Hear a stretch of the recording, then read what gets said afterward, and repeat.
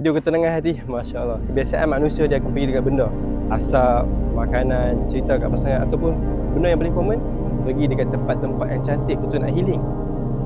Tempat-tempat yang cantik memang luar biasa. Ciptaan Allah SWT, gunung-gunung, ni ada ciptaan manusia.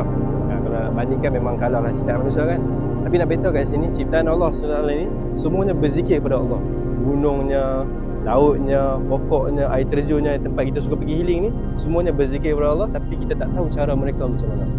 Allah SWT beritahu dalam satu ayat Al-Quran, Auzubillahiminasyaitanirrajim, alladzina amanu wa tatma'innu qulubuhum bizikrillah, ala bizikrillah tatma'innul qulub.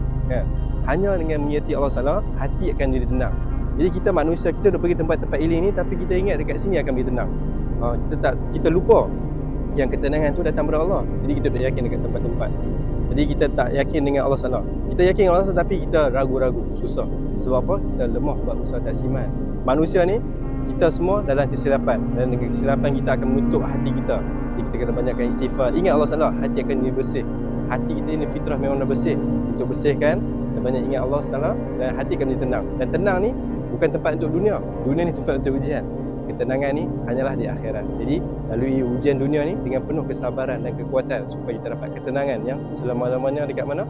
Dekat akhirat.